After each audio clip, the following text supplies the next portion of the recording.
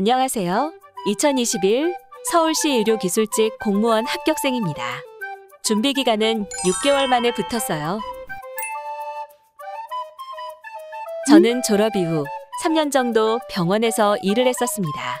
하지만 옮기는 병원마다 실망을 하여 1년마다 이직을 계속 반복하였습니다. 이러한 생활이 이젠 지치고 힘들었기 때문에 안정적인 직장을 갖고 싶어서 공무원 시험을 준비하게 되었습니다. 저는 20년도 12월 31일 공무원이 되겠다는 결심을 했습니다. 그래서 그날 바로 경기도로 주소를 바꾸고 1월 중순에 대방열림 강의를 끊었습니다. 대방열림 고시학원은 각 과목에 대한 전문적인 교수님들의 강의와 단원별 문제풀이, 실전 모의고사까지 들을 수 있어서 선택했습니다. 그리고 유튜브에 올려주신 최정환 교수님의 기초 강의도 들을 수 있어서 더욱 신뢰감이 들었습니다.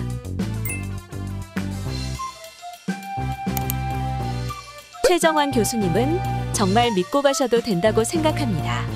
교수님 카페에서는 모르는 문제나 궁금한 점을 서로 알려주며 공부도 할 수 있고 교수님의 전문적인 답변까지 있기 때문에 꼭 가입하시는 것을 추천합니다.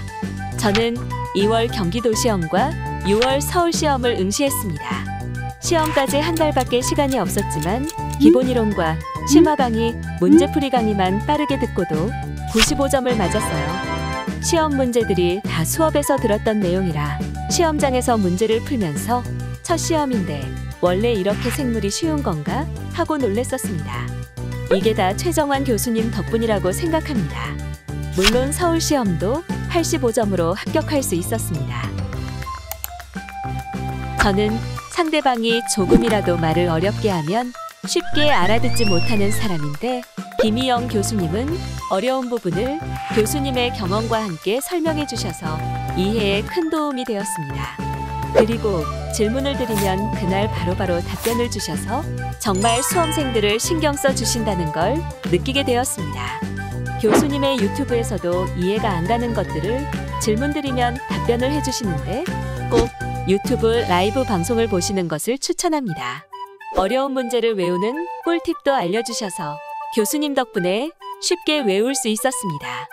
이번 서울시 공중보건 100점을 이끌어주신 김희영 교수님, 늘 감사드려요. 이승훈 교수님은 언제나 정확한 자료를 갖고 계십니다. 직접 시험장에서 시험을 응시하시기 때문에 문제에 대한 트렌드를 정확히 파악하십니다. 교수님의 강의 교재 문제는 정말 큰 도움이 되었습니다. 또한 교수님 카페에 가입하시면 모르는 것을 서로 질문하고 설명해주면서 더욱 디테일한 공부 지식을 쌓을 수 있었습니다. 그리고 카페의 공중보건과 면접에 도움이 될 만한 최근 이슈들을 올려주셔서 참고하시면 아주 큰 꿀팁을 얻을 수 있습니다. 법규는 설명과 벌칙만 봐도 너무 어려운 과목이었습니다. 김희영 교수님의 수업을 듣다 보면 그 법에 대한 경험과 벌칙을 말씀해 주시는데 그 내용이 기억에 쏙쏙 박힙니다. 후천성 면역 결핍증 전파행위는 몸으로 때워서 징역 3년. 이렇게 말씀하시던 게 아직도 기억이 나요. 그리고 문제집도 정말 정성 들여서 준비하셔서 꼭 풀어보시는 것을 추천해드립니다. 법이란 게 계속 개정되고 바뀌곤 하는데 바뀔 때마다 교수님께서는 재빠르게 알려주시기 때문에 자칫 바뀌기 전 내용을 외워서 큰일 날 일들을 방지할 수 있었습니다. 서울시 시험을 볼 때 법규를 처음 공부했는데 90점이란 고득점의 점수를 받을 수 있었습니다. 처음엔 세 과목 모두 공부량이 엄청나더라고요. 그래서 저는 두껍고 큰 노트에 세 과목들을 저만의 이해 방식으로 정리해서 시험 보러 갈 때 딱 그 노트만 들고 갔었어요. 그리고 모르는 것들이나 외워야 할 것들은 포스트잇에 적어서 주변 거울이나 벽에 붙여두거나 핸드폰으로 사진을 찍어놓고 수시로 보고 참고하였습니다.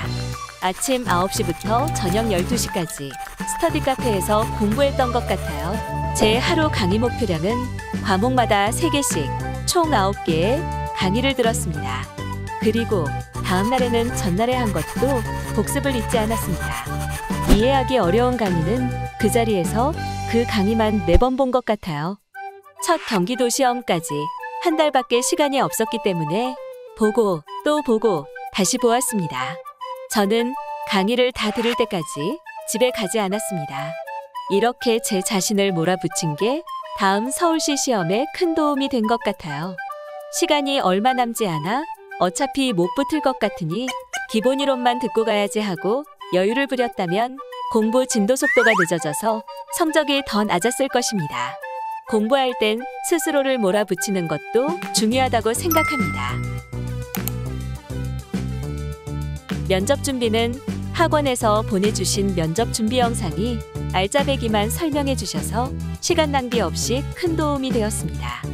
최근 이슈에 관한 내용들도 공유해 주시기 때문에 5분 스피치 연습할 때도 참고할 수 있었어요.